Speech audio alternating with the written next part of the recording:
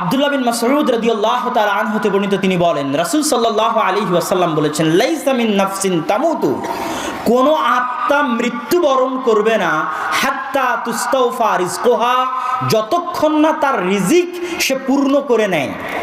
আবার শুনেন, কোনো আত্মা মরবে না যতক্ষণ না তার ভাগ্যের রিজিক সে কি করে নেয়, পূর্ণ করে নেয়। এখন মানুষ কি একদিন না একদিন মরতে হবে না, হবে না? একদিন একদিন মরতে হবে। তাহলে মরতে হলে আর রিজিকও ওকে কি করতে হবে, শেষ করতে হবে, করতে হবে না? তাহলে ওর মৃত্যু যেভাবে ওকে ধাওয়া করতেছে, ওর রিজিক ওভাবে ধাওয়া করতেছে। কি জন্য? রিজিক না ধাওয়া করলে তো মরবে না, রিজিক শেষ না হলে তো মারা যাবে না, কিন্তু ওকে তো মারা যেতে হবে। তো ওর মৃত্যু যেভাবে ওকে ধাওয়া করতেছে, ওর মৃত্যুটা বাস্তবে রূপায়ণের জন্য ওর রিজিকও ওভাবে ওকে ধাওয়া করতেছে।